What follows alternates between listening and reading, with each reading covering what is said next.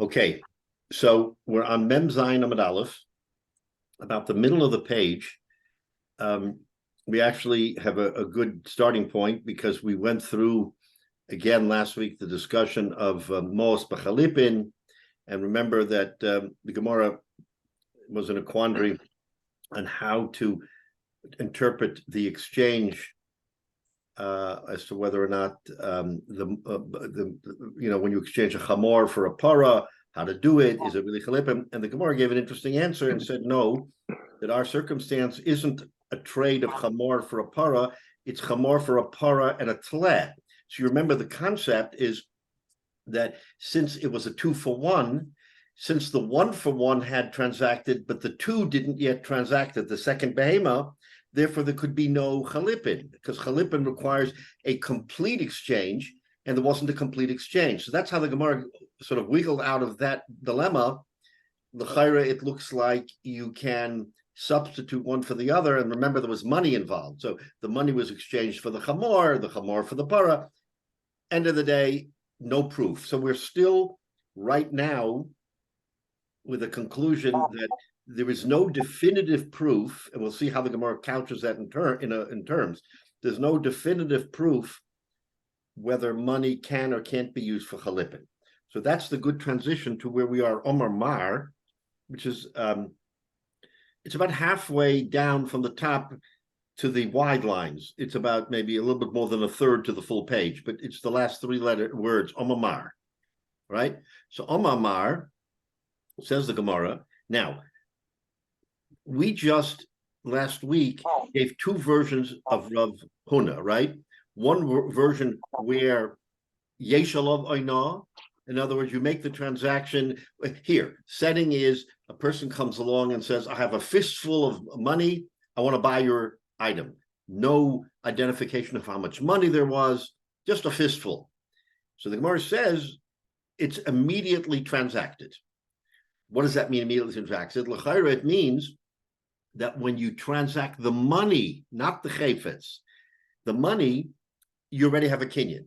Now, that poses the general problem of how does money make a kinyan? We know that has to be the chayfetz. And B, this is an anomaly because, remember, normally I'm giving you $100, you give me this, or whatever. There's no figure involved. It's just, here's my money. And he says, yes, I'll take your money. And then we make a deal. Says the Gemara, the first version of Rav Huna is V'yeshal of Aina. You know that Aina means that if you're more than a sixth under the price, there's a penalty. You have to pay that sixth. So the Gemara says Yeshal of Aina, which again gives rise to the question, well, then why is there a good transaction if there is Aina? So the Gemara answers, no, the transaction is the transaction. The Aina is treated separately. The lack of completion because of Aina does not disqualify the deal. That's how the Gemara interprets Rav Huna. Comes the second interpretation, Rav Ava says in the name of Huna, no, if you make such a transaction here, fistful of money traded for a chayfetz, the deal is the deal and there is no Ona. So according to Rav Ava, once you make the deal is done. There is no longer Oina, which is, again, from a seichel point of view, that makes sense. So now we have a machlokes in how you interpret Rav Huna, but in either case, the deal is completed, right? The deal is the deal. You know, when he says fistful of money, only question is there Oina or is there not Oina? Okay, fine. So that's where we are right now. This is what the Gemara is now going to pick up on that discussion of Rav Huna. Omar Mar. So the master, whoever the Rav was, whoever, it's maybe we'll see who it is. But okay, Omar Mar. So what does Mar say? So he repeats this saying of Rav Huna, this mimer. Mochali be'elu kana b'yeshal avayna. So he sides with the first view that if a person says, "Here's my money," and he says, "I'll take your money," and there's no defining what the money is, it's a good deal, but there is a no. And we said that the no doesn't upset the deal, so we're not concerned. Says the Gemara, Lema Savar of Huna Matbea Nasa Chalipin. So on the question, now, what's the ikka question that we've been struggling with? Can a matbea, can a coin be used for chalipin? So remember what we said. We said that if you have an amount of money in your hand, you don't know how much it is, and you trade it for an item, that's chalipin. We're making a trade. It's not a sale. It's whatever's in your hand, 100, 150, 200, doesn't matter, for an item. That's chalipin. So the Gemara wants to deduce, again, in the question of whether or not money can make chalipin, l'chayra Rav Huna holds, Rav Huna holds, lema sava Rav Huna matbea nasa chalipin. Let's just say that he holds it. It's a good. We hinted to this question when we learned the sugya last week and the week before. We said what, and Rashi said, "Oh, take a look. The Gemara is gonna explain it." Here's the Gemara is asking that question. Isn't it a proof that Rav Huna holds that Mos Nasa Chalipin, because you're taking money, an undetermined amount of money, and you're trading it for an item? That's Chalipin. It's as if I was giving you an emerald for a cow, or whatever it is. Two chafetzin. So here, money is a chafetz. It's the vehicle for which you are trading for the item. So l'chayra, according to Rav Huna, mos nasa chalipin. Let this be the definitive proof that money makes chalipin. And we've been asking this question for weeks. Says the Gemara, no. The Gemara does not. If the seller, doesn't say anything, it's his tacit admission that the amount is fine with me. I'm not disputing it at all. That's right. Therefore, it becomes chalipin. And that's chalipin. That's chalipin almost in every way. So why is this not proof positive that Rav Huna holds that mos nasa chalipin? Here we're saying we don't know if it's chalipin, if it's not chalipin, and we go through all these gyrations. Right. It's a classic case of, I have some money. I don't know how much it is. I'm not defining it as money, because if I defined it as money, I would say I'm holding $100. I'm holding $200. All I'm saying is I'm holding bills or coins. I'm holding it. And I want your animal. Here it is. And the guy says, sure, I'll take it. You can't get more chalipin than that. So the chayra, this is proof. This is proof. Says the Gemara right away, lo. It's not proof. Why? Rav Huna Sava like Rabbi Yochanan. And again, we have this Gemara. This Gemara we've already seen in the previous daf. But now there we were just speaking it out. Here we're directing it specifically to the question of whether money nasa chalipin. And we say Rav Huna says yes. Says the Gemara, no, you can't prove that Rav Huna says nasa chalipin. Why? Rav Huna Sava like Rabbi Yochanan. Remember Rabbi Yochanan, and what the Tana? What did he say? Dvar Torah mos konos. Remember, Rabbi Yochanan was the Tana who said money can acquire mida oraisa, minatorah, and Rav Huna holds of him. He holds specifically that money is kona. So you don't have to come and say that this is a proof positive for chalipin. Forget about chalipin. Make it a sale, and Rav Huna holds that a sale with money is okay, and that the kinyan happens as soon as the money gets transferred, not the chayfetz, which is what we've been saying for weeks and weeks. Why is the money kona? Because midoraisa, money is kona. So in other words, you wanted to bring a proof and say, oh, definitive proof that money makes chalipin. No, it doesn't make chalipin, but we're talking about money. And money, according to Rabbi Yochanan, midoraisa, makes a kinyan. It's only midorabanan that we have the siyag, and we know why, and we'll say it again.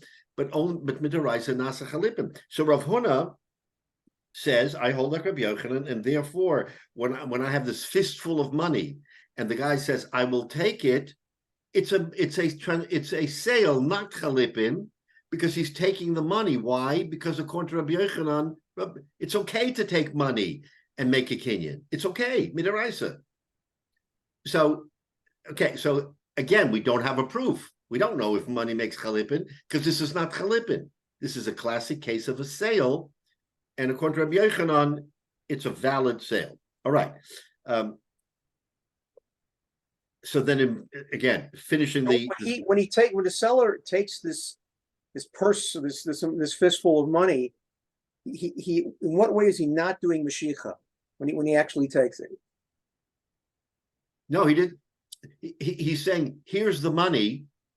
Right, and if if the seller is actually physically takes the fistful of money, in what way is that not Mashiach? So stop a minute. Good question. Look at the Gemara. Your question, Richard. So why do we say Mashiach kaina? You're 100% right. If the money is kaina, why do we need Mashiach? That's the question. You just asked it. Says the Gemara. So if, according to Rabbi Yochanan Mos Konos, why does the Torah say Mashiach, which is a rabbinic situation? And for the Gemara, Gezerah Shemayom Lo Nisru Chatecha Ba'aliyah. You know why we have Mashiach? Because of the problem of if the money is kona the instant you say, here's the money, and then a fire sweeps in and burns the produce that the other fellow's about to take, who's going to be liable? The guy will lose all of his produce because the kinyan happened in the split second where he said, here's the money. Therefore, the Rabbana make a gezerah. You know why? Maybe Moses Konos, but we need the Mashiach in order for the other fellow to have made a siman, a kinyan, and then be responsible. Now, the minute he makes that kinyan and the fire breaks out, it's tough luck. But at least he has the opportunity to acquire the produce by taking it into his rishus. We can't know if and when there will be a fire and something will happen. So we don't want to put the onus on him to say that the minute the money is transacted before he moves the product, he loses. But if he makes the Mashiach, then it's okay. So there has to be some, reasonable divide. But that's why the rabbis came along and said, you know what? We don't know if there's going to be a fire. We don't know if there's going to be a problem. But at least give him the opportunity to have acquired the produce by bringing it into his rishus. And then if there's a fire, tough luck. What's the status? I mean, what's the status of the money the minute he takes it? I'm only asking about... The money is 100% the kinyan. The money belongs to him unequivocally because the Torah says, Mos Konos. The minute he touches that money, it's his, come heck or high water. Right. The problem is the other guy who has the produce, and we're trying to protect him by saying that he didn't even get a chance to get off his couch to move the product, and there was a fire, and he already loses all his money.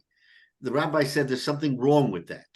There's something wrong with that. We have to at least give him the chance to do a Mashiach so that it will nominally look like he acquired it. You understand? Otherwise, what happens to the money? Otherwise, you would say you got to give back the money. If he didn't make a Mashiach and there's a fire, the other guy's got to give back the money because there was never a complete kinyan. That's what the rabbis add to this. But the kinyan is targeted towards the payros. I'm asking, forget that part of the story. You're talking about somebody's giving somebody else money. What's the status of that money? That money doesn't belong to him until the other fellow moves the product with Mashiach. So it's in limbo. The money is in limbo. He doesn't own the money yet. The minute the other guy does the Mashiach, he owns the money. So the money could be, it doesn't matter it could be in the hands of the guy who's supposed to get it. But it's not his yet because the rabbis came along and said, Mipnei Gezerah, because of this Gezerah, we have to protect the buyer who's going to get the produce, and we're going to say that until he touches the produce and makes a kinyan, the other fellow's money is in limbo and he doesn't own it. So we don't have a completed we do not have a completed transaction again. Right, exactly right.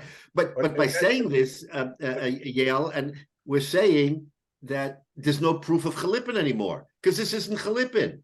This is a purchase and sale. This is a normal purchase and sale that requires a kinyan.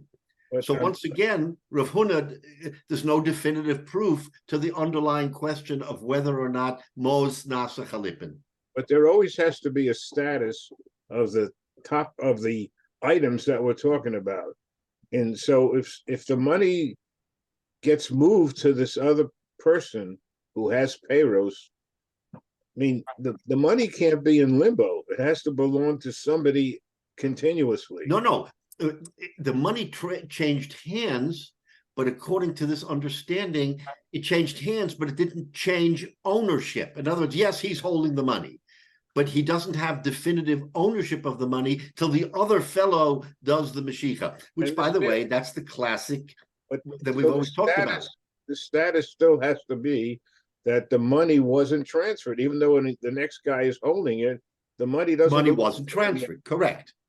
The money was not transferred. The money has to always have an ownership. It can't be lying hefker. So even according to Rabbi Yochanan Mos Konos, so in your example, the minute he touched the money, it should be his. Gezerah, Rav Huna agrees that there's a Gezerah that may be what nisrafu chatecha ba'aliyah, that the money, that the product, the wheat, whatever it is, will catch fire. And because there's that problem, even Rav Huna, who says, I hold like Rabbi Yochanan midaraisa, but still I have to agree that there is a rabbinic decree that that money isn't completed, the transaction isn't completed until he has a chance to do a Mashiach. Once he does a Mashiach, then you're on your own, buddy. If there's a fire. So the Rabbanan have to say that the money still stays with the one who gave it. That's correct. That money has not changed. No, it doesn't matter, Jay. It doesn't matter who's holding the money. That's irrelevant. It doesn't matter if the buyer or the seller is holding the money. The question is who owns the money. And according to this, the fella doesn't own the money until the other guy does the Mashiach because of this Gezerah. So therefore, there's no proof again on Rav Huna by Chalipin. Now wait a minute. And again, we did this the other week. So, but what's the upshot? So take a look. Says the Gemara. Let's get it back. Milsa de shchicha gazur barabanan, milsa de lo shchicha lo gazur barabanan. What does that mean? In a normal case of what we're talking about, this regular case, the rabbis made a gzera and they overrode the heter midoraisa and said, no, you have to have a meshicha. But a milsa de lo shchicha, what's a milsa de lo shchicha? Remember, we said that the case of here's my money, I'm trading this for the chamor. That's a milsa de lo shchicha. A milsa de shchicha is I have $100 and I'll trade my $100 for your chamor. That's the normal buy and sell that people do. When a person comes and says, I have $100 here, and I have a fistful of money, and I want to buy that chamor, and the guy says, yes, that's milsa de lo shechicha. That's an oddity. That is not a normal case of a transaction. Says the Gemara that in the case of an abnormal case of a transaction, forget about Gezerah midrabanan. The Gezerah midrabanan does not apply. Listen to this. Midoraisa, money works. Comes the Rabbanan and they say money doesn't work because we have to protect the guy from a fire. Says the Gemara, you know when we have to protect him? In a normal sequence of buy and sell, we protect him. But in a case, milsa de lo shchicha, which is a one-off, it's not the norm. In that kind of case, the rabbinic decree does not apply. So in other words, we're back to d'oraisa. Mid-d'oraisa, you can transact with money. So according to Rav Huna, if you say, here's my money, I don't know how much it is, and the other guy says, I'll take it for my chamor, it does work as money, not as chalipin. It works as money because it's a one-off. And the Gezerah de Rabbanan does not apply to a one-off. The Gezerah de Rabbanan applies to a normal case of $100 for an item. Once you get off that track and you say something like, oh, I have a fistful of money, I don't know how much it is, but whatever. And the guy says, yes, that's milsa de lo shchicha, and the rabbinic decree does not apply. And that's the maskana of the Gemara. So now we have, it's amazing, because in the normal case, we would say that money is not kaina. But in the abnormal case, money is kaina. But not as chalipin, as a sale. Yeah. So all's good with the world, but we still have no proof whether money can be used for chalipin, because this is not chalipin. It is a monetary transaction, albeit one-off. Right. Right? So that's how the Gemara comes out now. And it's amazing because, we have all of these different scenarios, and each scenario has to be treated differently. A milsa de shchicha, says the Gemara, this is the way you apply the law. Milsa de lo shchicha, this is the way you apply the law. But in either event, money, there's no definitive proof that money can be used for chalipin, because in our case, the money is a sale transaction. So buy and sell. That's it. No questions. That must have been quite a discussion at the yeshiva. Yeah, absolutely. It could have gone on for days and days. For days and days, because both sides make sense. Right. They were trying to get to the bottom of it. And as we've seen time and time again, just when it seems as we have a definitive answer to a question, the Gemara comes in and grabs it off the table and said, oh, no, you're wrong. It has nothing to do with chalipin. It has to do with a sale, but not a normal sale, an abnormal sale. But you can do that with so many dinam. But again, it would be fascinating. We're reading this 1,000 years later or more. Yeah. In real time, as they were discussing this in the yeshiva, and there may have been a group. He said, "Wait a minute, no, mos nasa chalipin, don't bother me." And the other group came along and said, "No, there's no proof of mos chalipin." So this machlokes could go on and on. Remember, the Gemara now is being codified into some kind of, right, after Rabbi Yehuda Nasi did the Mishnah, now came the Gemara and it was being codified. But these discussions were ongoing everywhere, in every yeshiva, in every place. And the Amoraim said, okay, we got to make a seder here, and we've got to present this in some orderly fashion. And this is the orderly fashion. But don't make a mistake and think that everybody agrees to this, because you certainly have Amoraim who don't agree to this, and who would say, no, mos nasa chalipin, don't bother me and tell me that this is an exception, therefore I can't do it. I hold mos nasa chalipin. But that wasn't the rove. That wasn't the majority view. And what you're reading is in the Gemara is the majority view of how, but there clearly was back and forth even after they said, okay, this is what we're printing in the Shas now. This is definitive. And the other fellow, no, I don't agree, but I'm outnumbered, outvoted, so I have to accept it. So again, in the true spirit of learning, sometimes we have a teku and it's clear on its face that it's a teku, right? Sometimes we have a teku, but it's not clear on its face because the Gemara doesn't say teku. Does that mean that we have 100% unanimity? I venture to say no. There isn't unanimity, but there wasn't a 50-49 or 51-49 or whatever it was enough to say teku. But you can't, it's almost impossible to say that everyone was on the same page and said, this is the right answer, the definitive answer. It's fascinating because it's a fascinating discussion.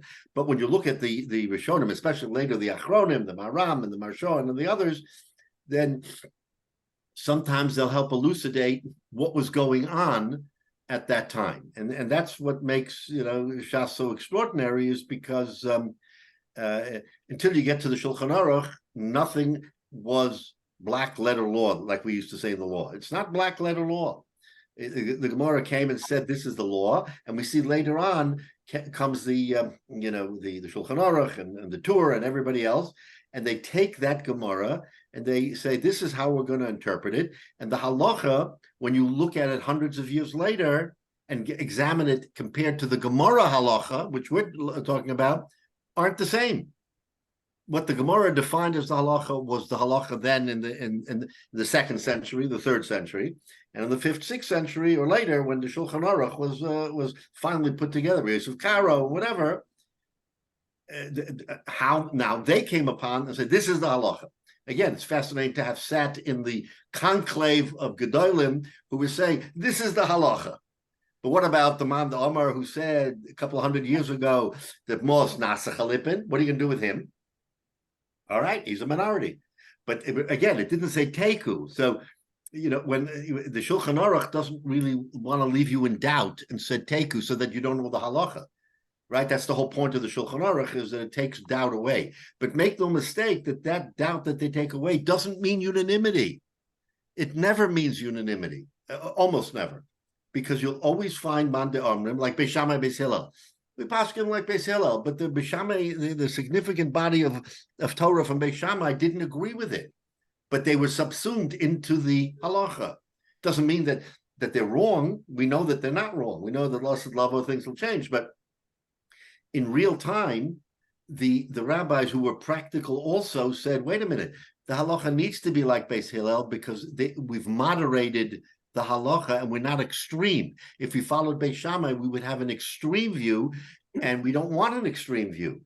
Even the Charedim, so to speak, they don't want an extreme view that makes it difficult to apply the halacha, which is why Beis Hillel, who moderated the halacha, and Lahavdil, I mean not Lahavdil really, but Rav Moshe did the same thing. Rav Moshe paskin for the Hamonam, not for the Charedim who said, no, we have to be more severe.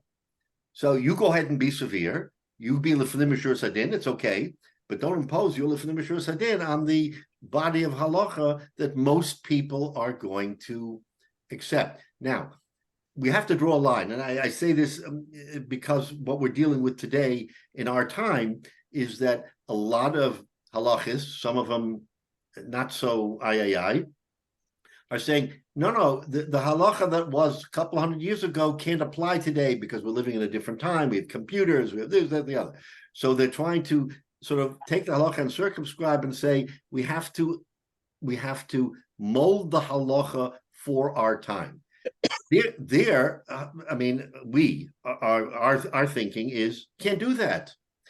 In other words, Chazal at that time, when Rabbi Yisakaro made the halacha and he interpreted the halacha to be this and not that, there may have been people just like you and I today who are saying, why are you doing that? Why are you watering down the halacha? The halacha should be like this.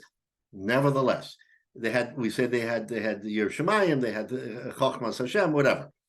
Today, there are people who want to impose their will and say, just like the halacha of 500 years ago took the halacha of the Gemara's time and clarified it and moved it, let's say, a little to the right, a little to the left, whatever it was. Let's do the same thing today. And that's where we draw the line, because we say that Torah's Moshe is emes, and that the Torah that we have today through the Shulchan Aruch and all the other Piskei Halacha, the Piskei Halacha, even from our Achronim, from today's Gedolim, 5, 10, 15, 20 years ago, that's Torah's Moshe. That's how we look at it. But others say, wait a minute, that's not Torah's Moshe. Today we have to do something a little bit different. But again, the clarity of how the Gemara is presenting this gives us the blueprint that, when the Chazal come and they say, this is the halacha, again, then it was based on an understanding of what was the practical thing to do. And I would dare say that all of the Gedolim throughout the generations, through our time, use that same thinking for the most part, not to impose a severe halacha, but to take what seems to, with the logic, and say, this is the way the halacha should be. Now, in our discussions, we have great discussions about trying to tear things down or tear it apart or say, why should it be this or why should it be that? That's fine. Those discussions have to be had because this is our thinking today of how we want to apply the thinking of the Gemara. But at the end of the day, as much as we think that our view is the practical right answer, which we sometimes do, we have to sort of bow to the halacha that we're reading, and sometimes it's difficult because, like we have all the time, the Gemara gives you an answer that literally whisks the answer off the table, the answer that we thought we had. Oh, we figured it out, and all of a sudden the Gemara says, no, that's not the answer. There's a taleh involved. And because there's a taleh involved, you can't have like we had last week, right? Everything was fine, a chamor for a para, and we're good to go. And for the Gemara, it wasn't a chamor for a para, it was a chamor for a para and a teleh. So all of a sudden, the teleh, the goat, the sheep, upended the whole equation. Where did it come from? Why did we accept that? Why did we accept that a teleh now comes in? Who talked about a teleh? The answer is that the Gemara is telling us that was the discussion, right? So the Gemara is giving you in real life a shakla v'tarya and is saying, oh, wait a minute, what about the teleh? Well, where did the teleh come in? Teretz says the teleh was there all the time, but in the strain of the Gemara that we read, the teleh didn't come into the picture. But when you're about to give an answer, then one of the Amoras said, but wait a minute, there's a teleh here. How can that deal happen? There's a teleh. So that's why I say, just when you think you have the answer, it gets whisked off the table because of a nuance that was introduced in the Gemara that we didn't know 5 lines up or half an amud away. And that's, you have to go with that flow. That's what the Shakla V'Tarya of the Gemara, that's the brilliance of the Shakla V'Tarya, is that we're looking at something that happened over 1,000 years ago, and we're in real time going through it step by step by step, and we see how it unfolds. And sometimes it unfolds lahavda like a mystery book, and you read, oh, I know who did it, and then out of left field, you see something that maybe you knew, maybe you didn't know, and it changes the whole story at the end. Lahavdil, that's what we're talking about. That's the way the Gemara runs its discourse. Anyway, it's just a beautiful thing, but we have to accept the flow sometimes doesn't fit our narrative. Oh, we know the answer, and then all of a sudden we don't know the answer. But that's what that's what you go through when you read the Gemara and learn the Gemara and try to look at what Rashi and the other Rishonim and Tosfos and everybody else. There is no harmony here. Trust me. There is machlokes between Rashi and Tosfos and the other Rishonim on many a thing that we have learned, and we often try to bring it out. But at the end of the day, the Gemara is not a harmonious presentation of sort of everybody agrees. Doesn't work that way. Not in Torah. In Torah, there are strong differences, but nevertheless, the Gemara has to give us a path. So the Gemara gives us a path, even though on the left and on the right there is machlokes as to whether or not that path is correct. But still, the Hamonam, most of the Gedolim, most of the Amoraim, or even the Tanoim at the time of the Mishnah, held one way. So Rabbi Yehuda Nasi said, okay, this is the Mishnah. There's dissenters. I'm not going to worry about the dissenters. Same in the Gemara. There are dissenters. There are those who say this is not the interpretation. But the Hamon Am says yes, and that's what we go. We go by by the majority. Otherwise, there wouldn't be a Gemara because it'll be unwieldy. So as long as it was Torah Shabbat Peh, and you were in Pumpadisa and I was in Nahariya and you were there and I was there, we communicated back and forth. How? I'm not sure, by Pony Express or whatever. But once you had a Masuda Dika Gemara, then everybody saw the same thing. Now remember, Bavli and Yerushalmi are different. So in Yerushalayim, in Talmud Yerushalmi, they may have had an interpretation. Oftentimes we see a Gemara that isn't on all fours with our Gemara, because the Yerushalmi Gedolim interpreted it a little bit differently, and they came out with a different maskana. Doesn't mean they were right or wrong, but our Bavli, which is what we go by, this is what we follow. But sometimes we demand, oh, wait a minute, the view of the Rishalmi is different than our view. Doesn't mean it's right or wrong, it was just different. Okay, that whole discussion that I just made is to help conclude where we are, that we now see we still don't have a definitive answer, but we're going to go weiter. So let's do Rashi, because I would just at least finish to a point. Since we're going to have a break, possibly, I want to finish to a point. So let's look at Rashi. Rashi says, Lema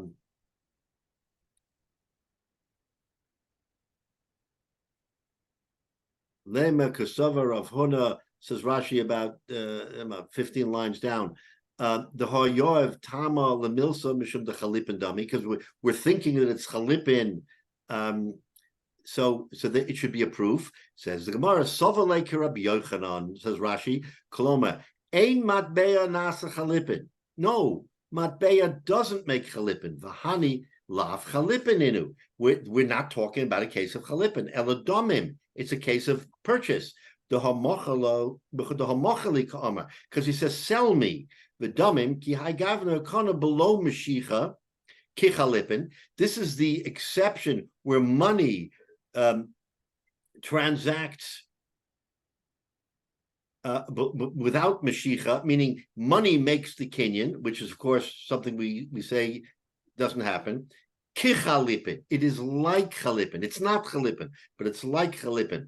The konen sudar, because you do a kinyan sudar, which is a different story in a minute. Because it is an unusual purchase. Because remember, it's an unusual purchase. Why? Because he said, here's a fistful of money, and he didn't define it. That's milsa de lo shchicha. Rabbi Yochanan, who says midaraisa, that money makes the kinyan.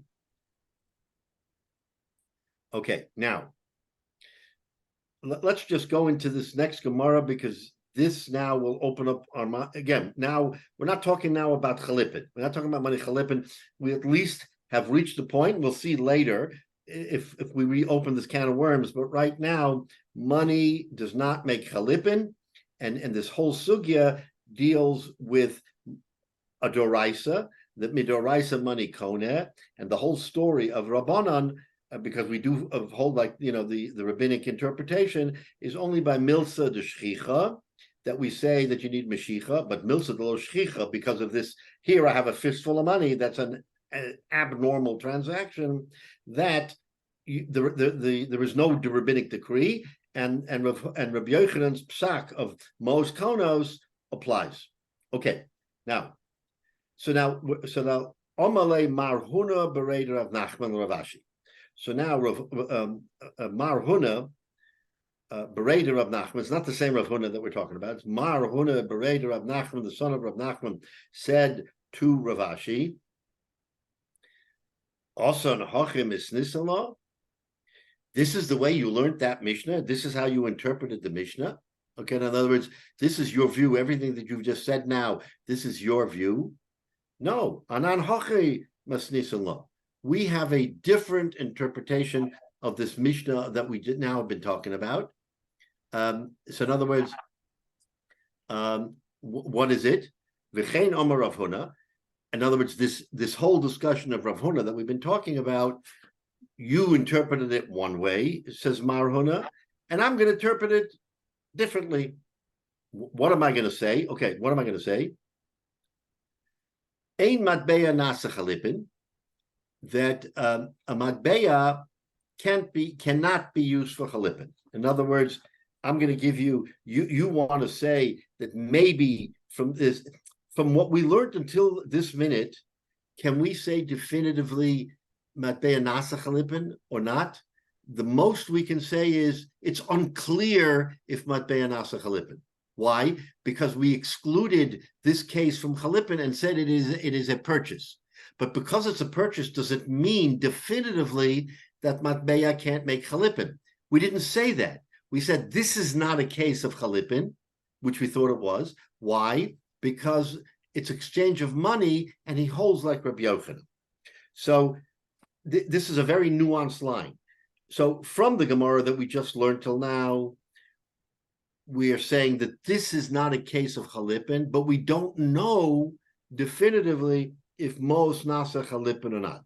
Comes Mar Huna, and he says, Anon hochimas nisalon. This is the way I learned the Mishnah. V'chein Omer Rav Huna, ein matbeya nasa chalipin. Don't learn it as I'm not sure if matbeya makes chalipin.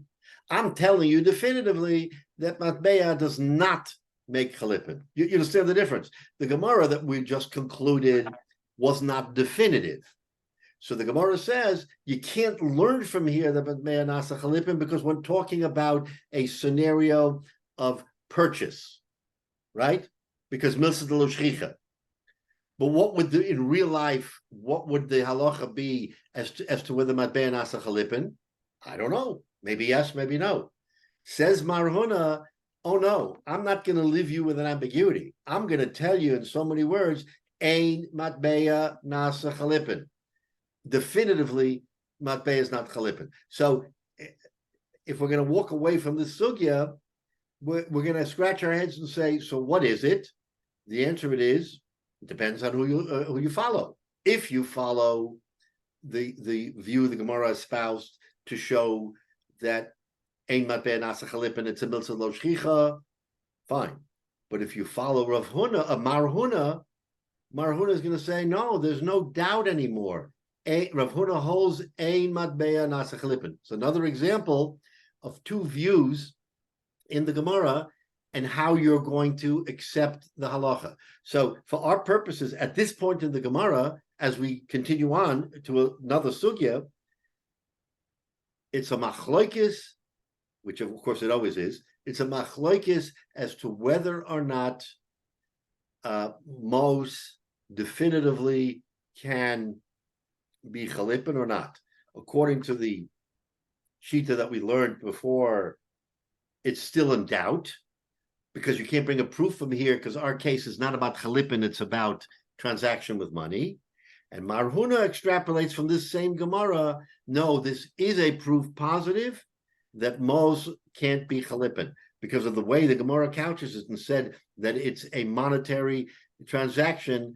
According to Rabbi Yochanan, we extrapolate that means that ein Mos nasa chalipin. So that's how, again, it's kind of how we have to accept that the Gemara is defining this question with a machlokes between Mar Huna and the other shita, which is again, it's a number of the Amoraim. It's not just one; it's all the other Amoraim who are saying that ein Mos nasa chalipin. Okay, so it's a little confusing, but that's how we come out. Now, let's just look here in the Gemara. We're going to introduce, as we start, just another machlokes. So, Frank, the Gemara, Bameh Konin. We know that what's the classic case that we're all familiar with a Kinyan sudder, where we use a sudder. Sudder is a handkerchief. Handkerchief. Now, a Kinyan, let's say I make a deal with you, Richard, and I'm going to give you something, you're going to give me something. That's a Kinyan. We're going to make a Kinyan, and it'll be, in the normal world, it'll be roughly the same value. Okay, we're not going to go into the question, how much is it? Did he ask? Did he not? It'll be roughly the same value. A Kinyan Sudder is a little bit different. What's the classic case that we know about Kinyan Sudder, right? On Erev Pesach, you go to the Rav, and you want to sell your chametz. So you write down on a star, my chametz is here, there, and everywhere. I don't know that the Rav asks you for an amount. You can say $100, $200, $300, whatever. Many of them don't. They don't ask how much it is. And how are you going to give that to the Rav? Is he going to give you $200, $300? Is he going to give you something equivalent to your chametz? No. You're going to make a Kinyan Sudder. How much is a handkerchief worth, do you think? $5? A fancy one, maybe 10. So you're going to transfer a couple of $100 worth of chametz, right? Beer, wine, whiskey could be $1,000 for a sudder, for a handkerchief. No way the handkerchief is worth the amount of the chametz. But the halacha tells us that I can do that. You have to make a Kinyan Sudder. What is a Kinyan Sudder? It's usually a hagbah, right? In other words, the rabbi gives you the handkerchief, you pick it up, you give him the chametz, done deal. Walk away. Okay. Later on, you get it back. Okay, we do with the non-Jew, whatever. So now, Frek the Gemara. Bameh Konin.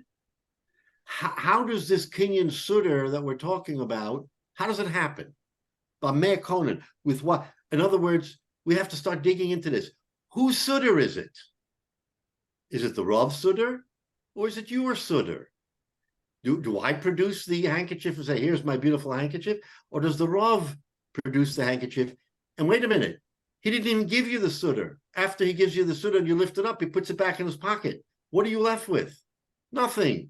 You've given your $1,000 worth of chametz for the chance to do a Kinyan on a Sudder, and then you walk away with nothing. Does that, I mean, That's not the Jewish way. I mean, how do you understand that? That's the Gemara's kasha. Bameh konin. How do we understand a kinyan sudar? What actually happens? Okay, so we're departing now from the question of chalipin, which we may come back to. I'm not going to give you the preview. I'm just going to tell you, now we're focused on a different set of facts. In fact, the Gemara b'Mei Konin, so there's a machlokes between Rav and Levi, right? Rav Oma b'Kelev shel Kona, the Nichale lekona. So Rav says, to answer the question, that the kinyan, the sudar, is the sudar from the person who is purchasing the item. In our example, it's the Rav. It's the Rav. The Rav is purchasing your chametz, right? And it's his sudar. That's kind of the way we accept it in our world. So he produces the sudar and makes the kinyan. The nichale lekone. Why is it his sudar? Because he wants to hurry the transaction and make it complete. So instead of drawing a cup, give me a sudar. The guy's going to look in his pocket. Does he have it? No. He says, whips out the sudar. I've got a sudar. Let's just make the kinyan. So he's fostering the kinyan by supplying the goods, the kerchief, the sudar. That's Rav's theory. Rav's theory is that the guy who is going to buy, now, I'm only giving you the example of chametz b'Pesach, but this is an example of you and I, let's say, Jay, you and I, or anybody making a transaction.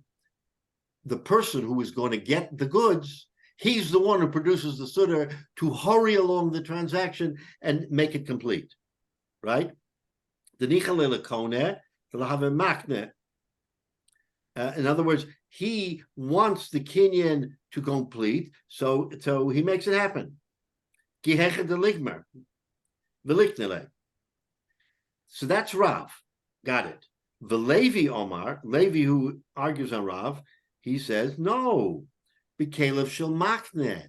It's not the Rav sudar, it's my sudar. I'm selling the chametz to the Rav, and I'm going to produce the sudar. I'm going to produce the sudar.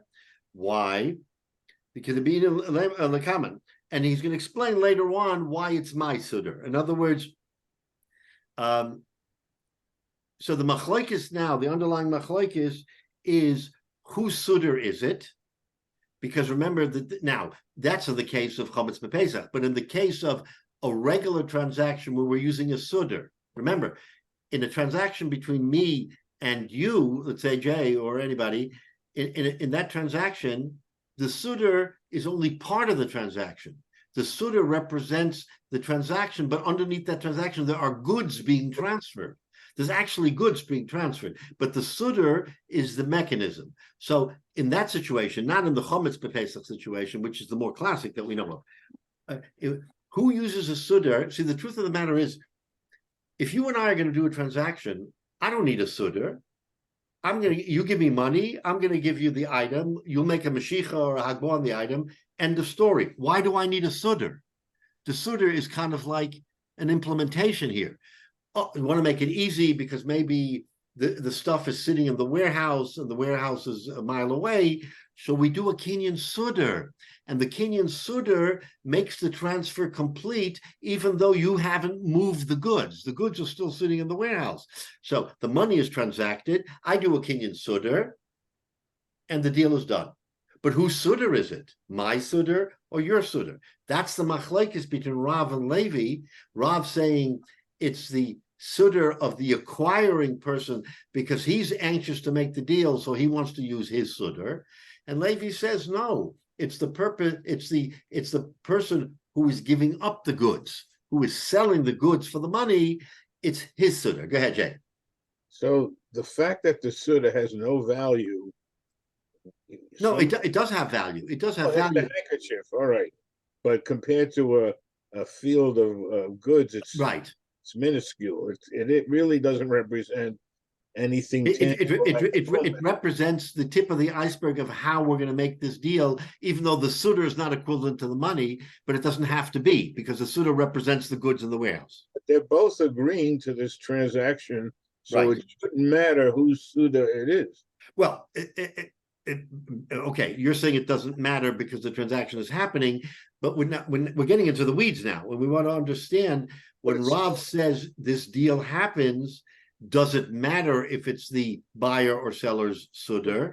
And he says, but he says it matters. Why does it matter? We're going to look at Rashi. Why does it matter? He says, because he's the motivated guy, because he wants this transaction to happen quickly. So he doesn't want the other guy to fumble around and say, where's your sudar? Oh, I left it in my pocket. Let me go get it. Here, he whips out his sudar. He says, the deal is done. Just lift the sudar and it's done. It's a psychological thing to a certain degree too, because he wants it to happen. And the other guy says, oh, I left it in my car. I got to go to my car. I got to get the sudar. He says, forget about it. I have a sudar. Use my sudar. It's done. So again, we're opening up a whole new mindset, and you're asking, what difference does it make? Okay, maybe it does, maybe it doesn't. But as a practical matter, both Rav and Levi are wanting to see who is the motivated person in this transaction who wants to make it quickly. Remember, the objective is to make the deal and not tarry. But is there an underlying assumption here that there are other competitors who want also to be part of this deal? And that's there you go. The quicker we make the deal, the quicker we take it off the table. When you are anxious to buy something and you know that there's 3 other people outside lurking around who want to buy that chayfetz, isn't it in your interest to make that transaction ASAP so somebody else can come in and says, I'll pay a little bit more? Is that what the Gemara is assuming, that there's more competition? And that's another motive for why to move it up quickly. Let's say yes. I mean, we're not looking into the motive of the Gemara, but you're 100% right. The Gemara is saying, regardless of the reason, we're not going to leave it hanging out there so someone can Shema Yekadmenu Acher. Someone's going to come in and say, you know, when you sell an aliyah, you say some Ashmol, some Sveitenmol, until that shoe drops, you don't know if you have that aliyah because someone zooms in at the last minute and makes a higher bid, and you just lost this precious aliyah. So again, it's kind of an example because, that's how the aliyahs are conducted out there, not in our world, but out there, because it's always about raising money for tzedakah. But if your heart is set on getting something, and someone comes at the 11th hour and whisks it away from you, you feel terrible. Says the Gemara, okay, how are we going to avoid that? Well, let's clinch the deal. Says Rav, you know how we're going to clinch the deal? I'm going to whip out my sudar. I want to make the deal. Here it is. Levi says, no, it's not. It's the fellow who is making the transfer who should have the kadima about using the sudar. And again, the Gemara says, I don't understand the reason yet. Let's look later in the Gemara. The Gemara is going to tell us what the reasoning of Levi is. The reasoning of Rav makes very good sense. I want to make the deal. Let's make it quickly. Let's finish and move on. Got it. This is not called a one-off. They're saying this is normal. This is normal. Right. But Levi is coming along and giving us a reason for pause, and that the Gemara is going to have to explain. So let's just, so let's go a little bit weiter. Okay. So now we have a machlokes between Rav and Levi on a very interesting question, different from what we've been talking till now, as to whether or not it makes a difference on whose sudar we're using, either in a regular transaction where the sudar is just the Mechanism. The transaction piece, but there's really a warehouse full of stuff down the road, or where the sudar is the end itself, like in our Chametz B'Pesach situation. Chametz B'Pesach, there is nothing else. It's a sudar that transfers goods, and what's the reciprocity? Well, technically, there is no reciprocity because you're not getting anything. You're not even getting the sudar. The sudar is, you can't even get that handkerchief for whatever it's worth. You can't even get that. But anyway, all right. So let's look at Rashi, because Rashi really, it will give us some idea, and then we'll have to pause. But again, we're opening up a whole new situation. So it says Rashi,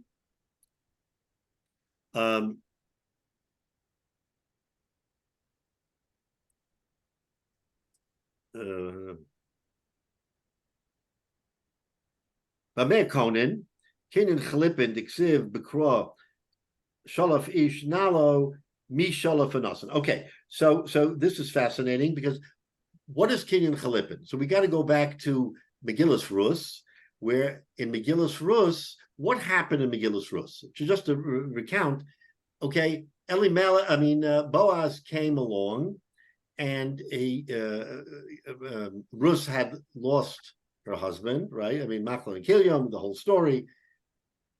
And she had to be redeemed. There had to be a goel, had to be a redeemer. Comes Boaz and says to Ploni Almon, okay, who's the redeemer?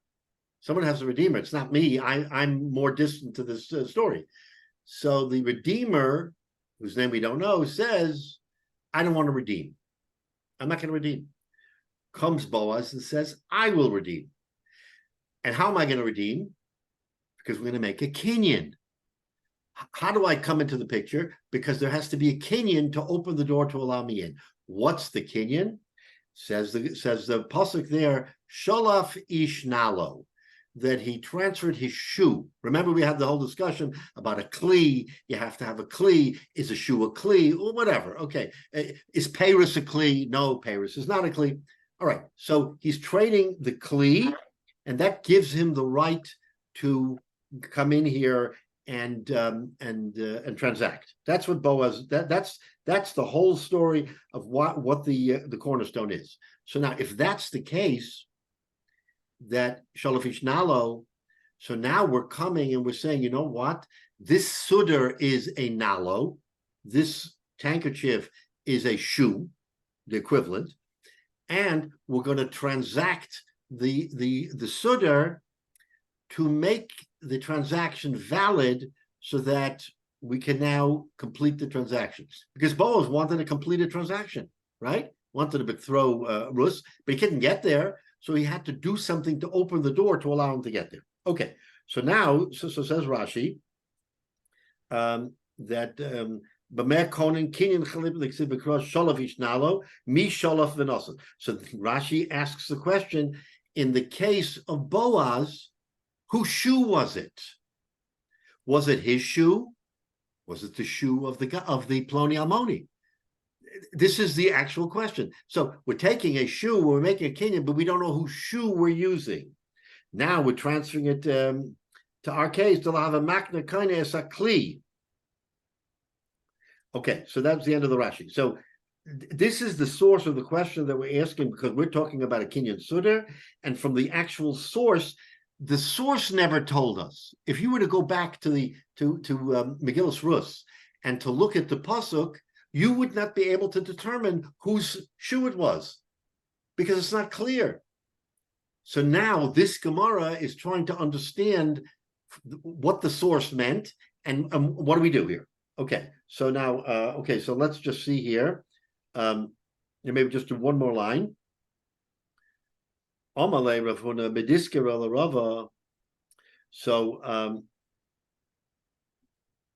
Rav Huna from Disketa, whoever that was, says to Rava, Ulalevi d'Omer b'Keilav shel Makne, according to Levi, who says that is the kalim of the makne, of the person who is actually transferring the goods, not the person receiving the goods, but the person transferring the goods, right?